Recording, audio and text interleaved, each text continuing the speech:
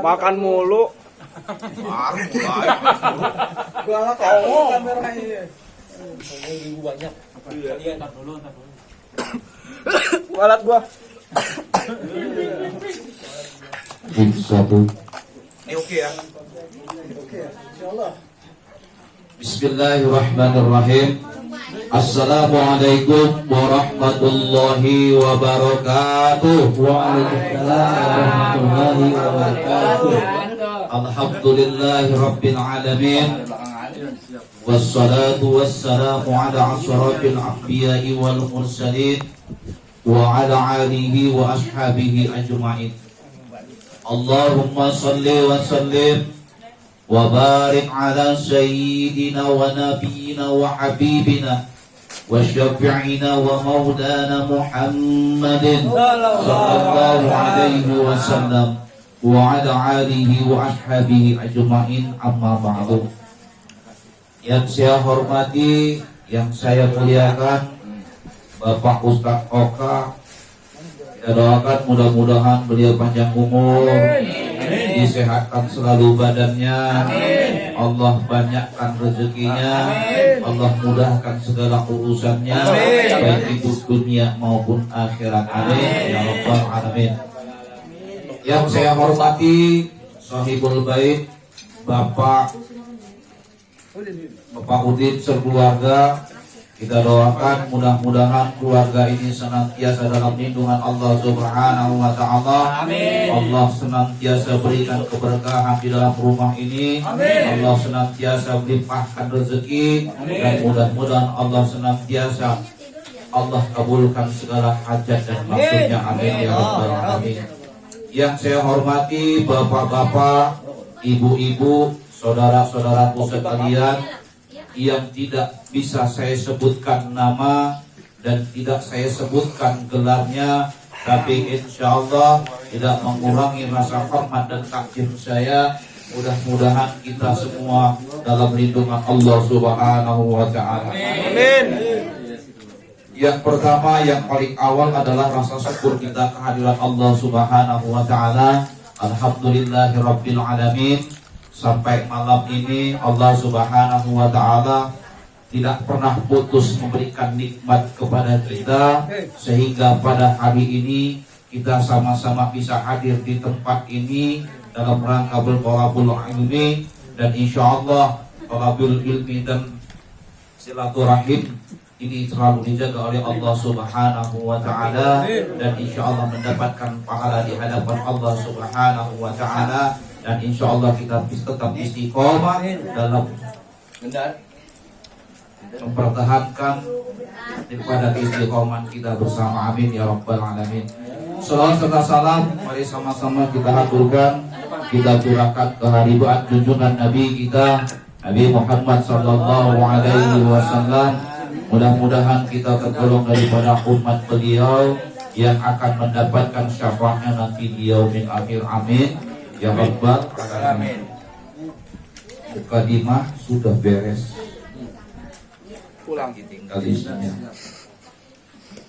Ini terus terang wangi dari samping ini ganggu konsentrasi, Bang.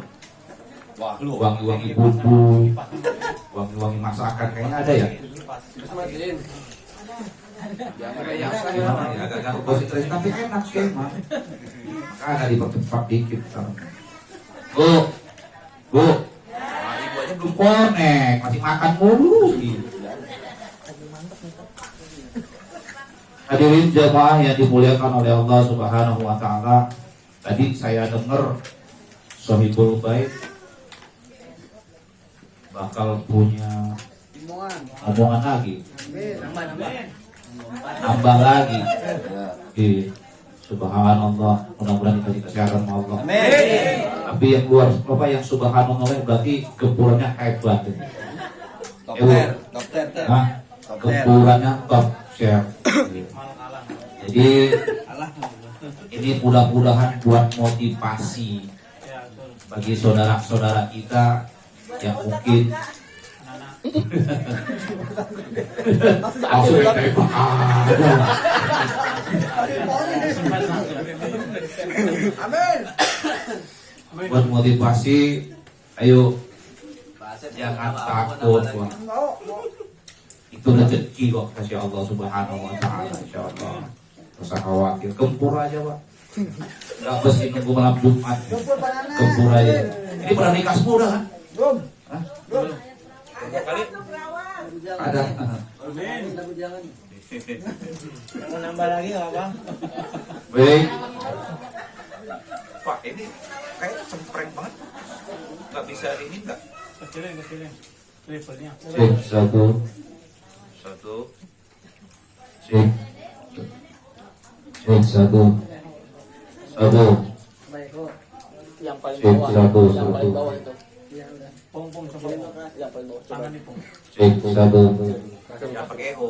Oh nggak usah pakai. Oh nggak pakai kok cempreng. Cek satu. Si ekornya gitu. Udah. Ya wis lah. Baik. Ekornya reses. Pada malam hari ini mungkin kajiannya akan kita lanjut dari kajian yang minggu kemarin, yaitu beberapa kunci hidup biar tenang. Kemarin sudah disampaikan 2, dan insya Allah kalau waktunya masih ada, hari ini kita beresin. Baik. Kalau kemarin salah satu dari kunci hidup supaya tenang adalah, masih ingat Pak? Hah? Nggak punya utang. Nggak punya utang. Yang pertama apa kemarin? Ikhlas. Yang ngaji aja lupa, apalagi yang nggak ngaji. Yang pertama berbuat baik. Kuncinya ikhlas. Yang pertama berbuat baik, kuncinya ikhlas. Nah, ikhlas apa? Tuh. Susah kalau khotib susah. Khotib mau bebas. Ini terus terang nih. Cepat gue pulang sekalian ngomong. Ya tahu sih. Khotib mah bebas tak? Baik. bebas. Kunci, salah satu kunci daripada hidup tenang adalah berbuat baik. Berbuat baik kuncinya ikhlas. Kalau kita sering mengucapkan atau tahu kata ikhlas, kudu tahu apa makna daripada kata ikhlas. Ikhlas adalah Masjid Al Ikhlas. Tadi itu. ya Allah, Harap kembali. Memberikan kembali ya.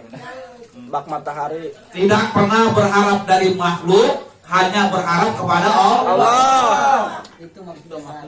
Itu maksudnya.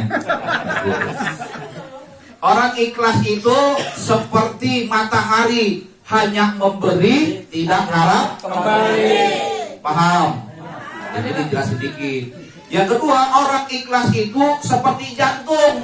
Jantung setiap hari berdegup, setiap hari berdenyut, tapi nggak Nonjol. Yang nonjol bisul. Yang nonjol jerawat. Kayak gitu orang ikhlas. Paham? Ya. Kalau nonjol berarti kagak Ikhlas. Berarti orang yang bisulan berarti ikhlas. Ya kagak ikhlas lah, tumpul-tumpul apa. Gimana ada yang mau ikhlas? Ya. Jadi orang ikhlas itu ibarat laksana matahari, hanya memberi tidak harap kembali. Atau seperti jantung yang setiap saat berdetak, berdenyut, tapi tidak nonjol. Paham Bu? Pahami, pakai Bu di dalam kehidupan. Pakai. Gue bingung kenapa. Itu yang pertama. Kalau mau hidup tenang. Yang kedua adalah bersyukur. Kunci syukur kemarin ada 5. Ya, masih ingat gak? Kalau kagak ingat udah kelewatan, saya jelasin juga malam ini. Yang pertama, membenarkan dengan hati kalau nikmat itu datangnya hanya Dari Allah. dari Allah. Yang kedua, diucapkan dengan Lisan. lisan. Yang ketiga, berterima kasih kepada Wasilah. Perantara. wasilah atau perantara, itu orangnya. Yang keempat, dapat digunakan untuk semakin mendekatkan diri kepada Allah Subhanahu wa taala. Yang kelima, menceritakan karunia Allah dalam rangka memuji Allah. Jadi nggak perlu dijelasin satu-satu lagi. Sekarang masuk tema yang ketiga. Yang ketiga, kalau pengen hidup tenang, yang ketiga. Tadi yang pertama apa? Ikhlas. Yang Berbuat pertama baik. tadi apa? Berbuat baik. Berbuat baik kuncinya. Ikhlas. Yang kedua, bersyukur kuncinya. 5. Lupa. 5 doang, 5. Nah sekarang yang ketiga, kalau pengen hidup tenang, yang ketiga adalah sabar. Pernah dengar kata sabar, Bu? Banyak. Baik, kita pelan-pelan ini biar paham. Kalau tadi dikencengin karena sudah lewat. Sabar naon ya? Benar gak bahasanya segitu? Sabar naon? Apa-apa. Ditanya diem. Kalau ngomong yang sabar ya Bu, yang sabar. Dengan orang sabar ya Pak. Saya tanya sabar apa? Sabar menahan diri. Pandai mengalir. Menahan diri. Menahan. Luar biasa. Yeay. Tadi selama ini beliau ngaji. Sabar itu menahan diri, mengendalikan diri. Kalaupun harus keluar, kudu dipikirkan matang-matang, ridho kagak Allah dengan perbuatan itu. Paham tuh maksudnya? Jadi sabar itu bukan kalau ditempelin orang, pok, diem aja. Ditempelin orang, pok, sabar. Ditempelin, pok, sabar. Yuk ada yang begini, biar tempelin orang nih.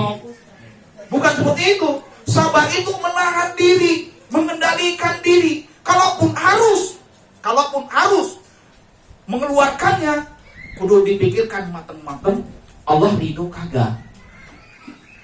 Paham nggak? Paham nggak? Contoh, kalau saya dibully, seandainya Hengki Irawan dibully, contohnya saya aja lah, gak usah yang lain. Dibully, dicaci, dimaki, ya kan? Ya kalau sungguh-sungguh bisa sabar tahan. Doain itu orang. Tapi kalau seandainya pun harus menegur orang yang ngebully, pikirkan dulu perbuatan kita, tindakan kita untuk menegur orang itu udah sesuai dengan kehendak Allah atau sudah sesuai dengan izin Allah atau sesuai dengan Allah Subhanahu wa taala. Paham gak? Kira-kira bisa tahu? Coba lah kalau ibu dibully. Kira-kira datang apa sih? Melabraknya kira-kira gimana, Bu? Wah. Hah? Emosi. Tapi tidak, maka dari itu ayo, kalau kepengen hidup tenang, sering dibully, sering dicaci, sering dimaki, kalau bisa tahan, kendalikan diri kita. Kalaupun harus seandainya kita keluarkan, maka kudu dipikirin dulu kelakuan atau perbuatan kita yang akan kita perbuat. Udah ridho nggak Allah? Umpama saya dicaci, dimaki kan, saya mau marah juga, saya mikir, saya mau marah kayak gimana ya? Harus marah? Jangan. Harus pikirkan dulu mata ridho nggak Allah? Contoh, ketika dibully, saya tegur, Pak, kok Bapak bilang saya jelek sih? Padahal kan saya ganteng. Contoh, saya nggak terima dengan omongan Bapak begitu. Lembut. Itu pun harus yang benar diridhoi Allah Subhanahu wa taala. Paham Bapak? Paham Pak? Bisa nggak? Insyaallah. Berat tuh, yang ada kalau dibully baru dicaci dulu udah ngelabrak ke karu-karuan. Gak sama lu kayak lu kayak gitu doang. Ya, lu juga sama kayak gue, kan gitu. Akhirnya jadi musuh. Apalagi kita hidup bertetangga.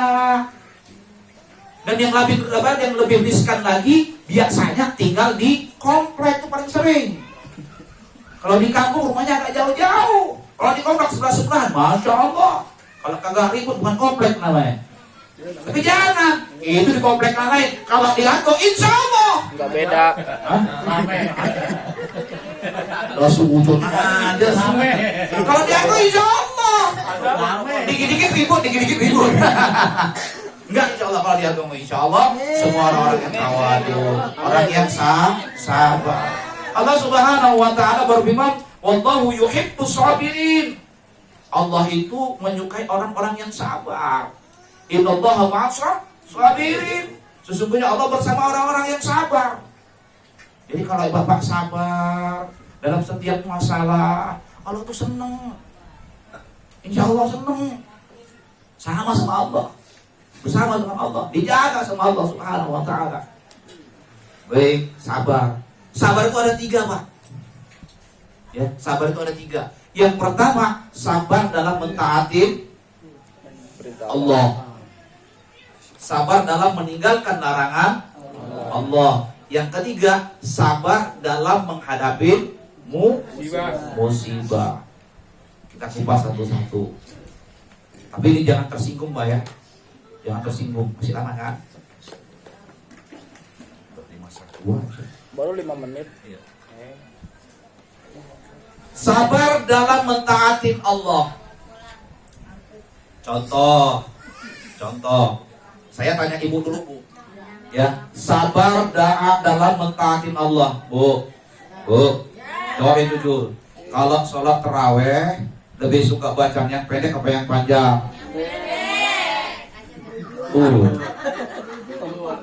Bapak, Pak, kalau sholat taraweh kira-kira imamnya demenin yang cepat atau yang lambat?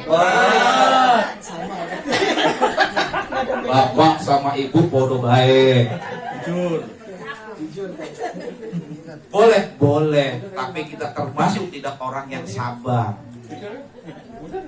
Iya. Boleh.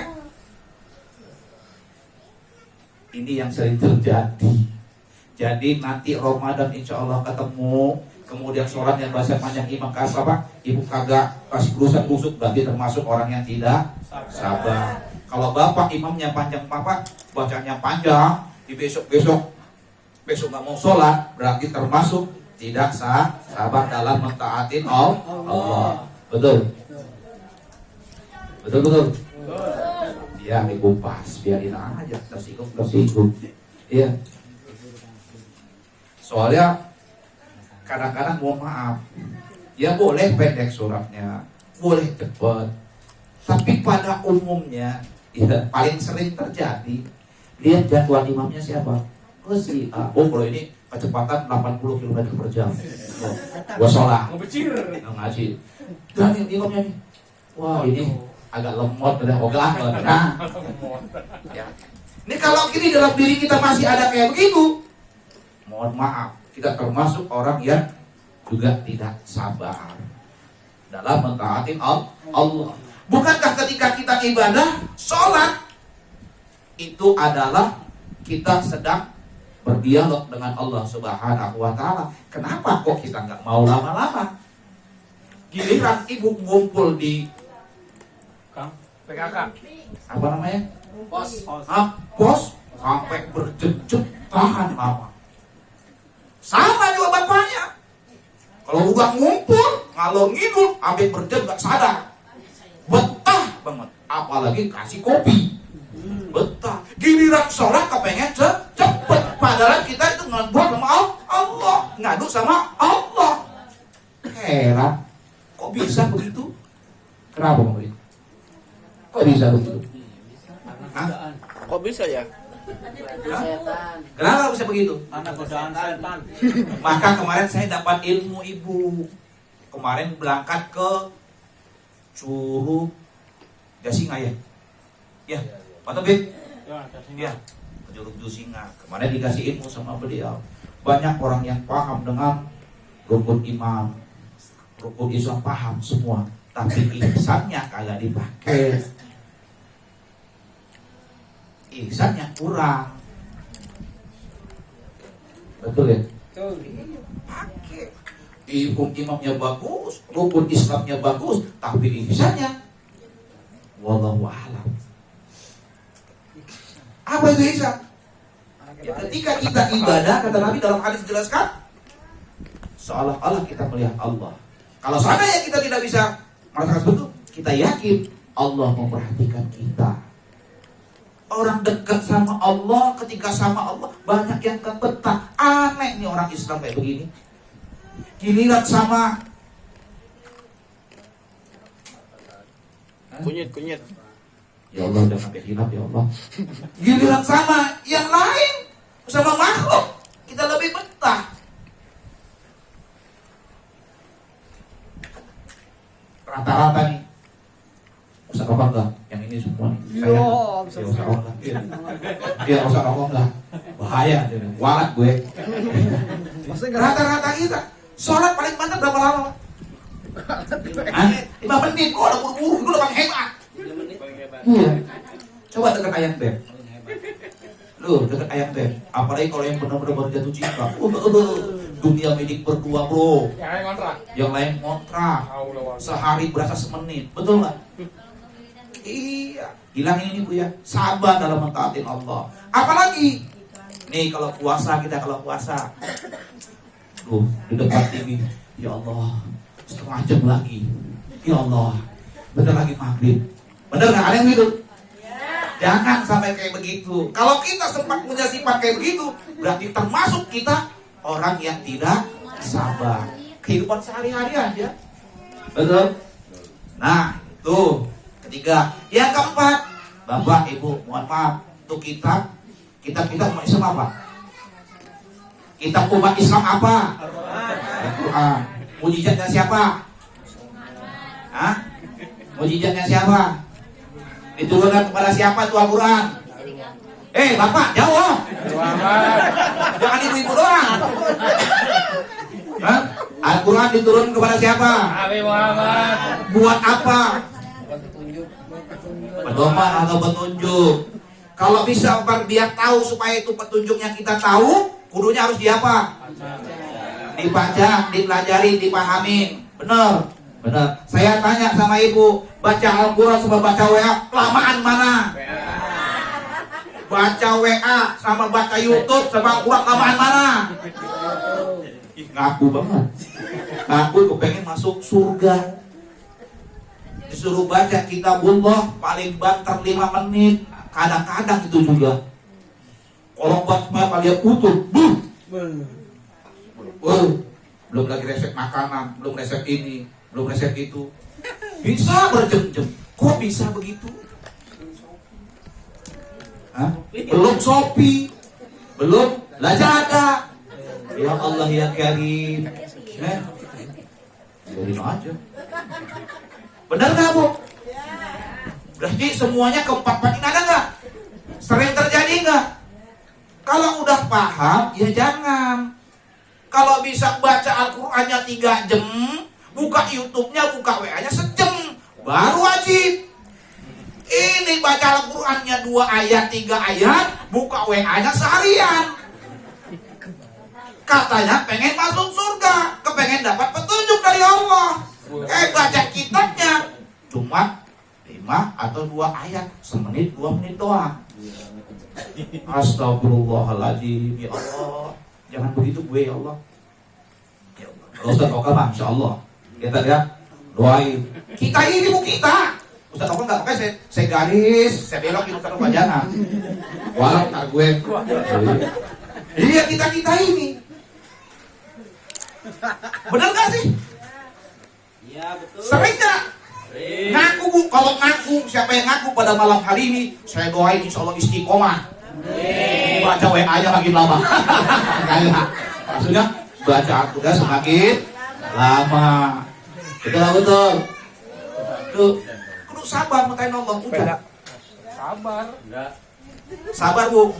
Kalaupun hujan, kalau ibu termasuk orang sabar, biar hujan, diam di situ.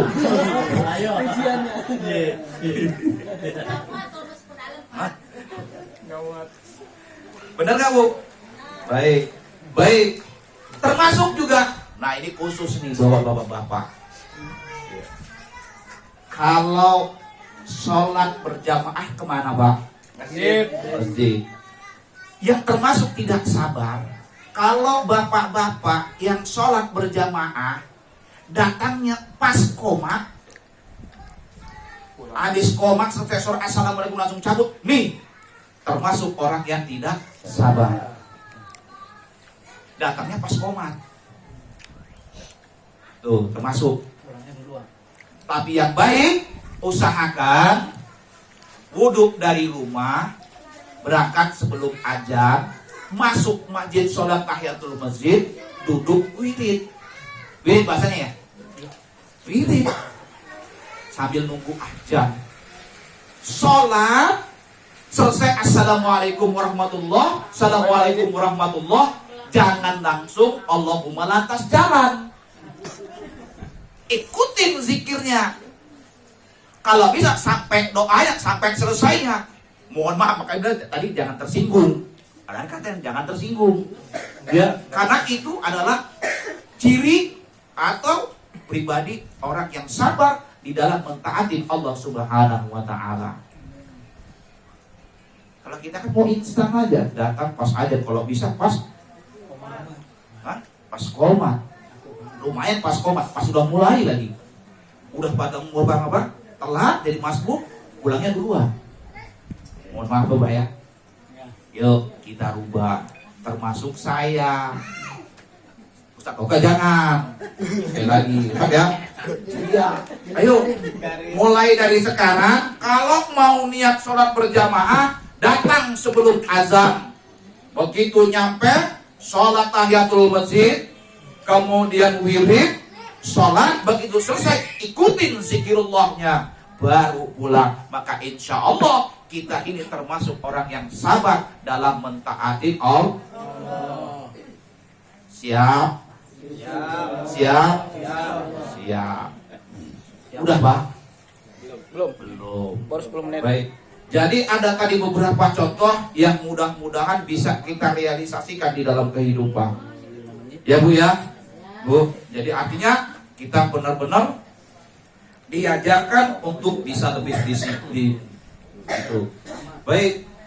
Pertama tadi adalah sabar dalam mentaati Allah. Yang kedua sabar dalam meninggalkan larangan Allah. Nih, sabar juga. Contoh Pak. Ini umumnya, saya mau tanya sama Bapak ya. Tanya sama Bapak. Kalau kita ngobrol, Ibu sering ngobrol, ngumpul, itu banyak terjadi apa? Gibah. Yang pertama, apa? Gibah. Benar nggak? Kalau udah ngumpul pasti Ngomongin orang. lama-lama ngomongin orang. Tuh. Apalagi kalau udah ngumpul biasanya Hujan. Padangan gitu ya. Nah, kalau ibu udah ngumpul, ya, itu biasanya sering terjadi apa? Hujan. Tadi kalau udah ngumpul, tadi awalnya cuma ngomongin lama-lama ada gibah. Yang kedua, Hujan. Plesetan. suudzon bisa terjadi. Yang ketiga apalagi? Menyombongkan diri. Ngomongin diri, bangga ngomong. Oh, enggak sih Pak. Kalau saya alhamdulillah, anak-anak saya alhamdulillah. Wah, pokoknya ya semuanya ranking pertama deh semua. Mulai. Yang begitu. Nggak sadar, betul nggak? Apalagi kalau udah nongkrong, ngumpul, bisa terjadi apa? Arisan. Apalagi? Ngabisin kopi. Bisa jadi fitnah. Betul nggak? Terus apa lagi? Aduh. Kalau kita udah paham, kalau sering nongkrong ngumpul banyak orang, bisa akan terjadi gibah, fitnah, sombong, ria. Apalagi? Hujan. Takabur, apalagi? Pokoknya banyak. Maka kudu hati-hati kalau pas ngumpul, jangan sampai ini semua terjadi. Maka kudu sabar dalam ingetin. Kadang-kadang kan mohon maaf. Ini sekarang model sekarang mohon maaf Ibu, bukan emak-emak aja, bapak-bapak sekarang juga lincah. Udah gak ada bedanya. Bahkan mohon maaf, bener itu Bapak sinetron Dunia Terbalik. Kadang-kadang bapak-bapaknya mulutnya lebih lincah ketimbang mama. Ini kenyataan. Yang ketawa ngerasa kali ya. Benar nggak Bu? Dan aku tak belain malam hari ini. Sekali-hari, sekalipun saya membawa bapak. Memang kenyataannya begitu. Iya. Saya pernah Bu, waktu kemarin kita ke Lebak ya. Ke Lebak. Sempat ngobrol sama Ibu Lurah. Beliau ngomong, Pak, kalau kita perempuan yang jadi pemimpin. Kalau suatu saat rapat di hotel mana gitu, kita ngumpul tuh perempuan yang pemimpin. Udah ngumpul, itu yang diobrolin tahu kan? Yang diobrolin seputar anak, seputar pakaian, seputar apa namanya? Make up dan lipstick. Coba kalau bapak-bapak jadi pemimpin, rapat di mana gitu, meeting di mana, tadi puncak mana, tuh kalau malam ngumpul yang diomongin apa? Bener apa? Jangankan ngesono, orang di sini ngumpul aja ngomongnya begitu. Makanya itu, saya nggak mau ngomong deh. Bener nggak? Maka dari itu, ayo Pak, kalau ngumpul coba dijaga, jangan sampai ngumpulnya kita justru mendapatkan daripada muka Allah Subhanahu wa Ta'ala tanpa kita sadari. Betul nggak? Jangankan banyak orang, kadang-kadang berdua suami istri di rumah masih ngomongin orang, betul? Betul nggak Bu? Jangankan berlima sama tetangga-tetangga ngumpul, orang berdua suami istri aja kadang-kadang kita ngomongin orang, betul nggak? Ini kadang-kadang yang nggak kita sadarin, rajin ibadah, rajin sedekah, hajinya bagus, kemudian apa yang lagi? Puasanya bagus. Kalau kita nggak sadar sering melakukan ghibah, habis tuh amal. Maka ada orang yang rajin ibadah, puasanya bagus, justru malah masuk neraka. Ibu, ingat tuh Bu, Ibu ngapa? Sehari 3 kali ngaji, kayak minum obat. Ya, ngaji, sholatnya bagus, tapi mulutnya ceritain orang mulu. Hina orang mulu, gak sadar, habis tuh amal ibadah. Gimana mau masuk surga? Betul gak Bu? Bapak juga sama. Begitu. Kalau ngumpul jangan ngomongin orang, jangan ghibah, jangan timbul fitnah. Kalau mau ngomongin diri sendiri, kok gue ganteng kenapa ya? Gitu. Tersinggung saya. Hah? Tersinggung. Kok tersinggung? Kalau ganteng tersinggung. Iya. Ngomongin kan. Betul gak? Iya. Siap ya Bu ya? Iya, baik.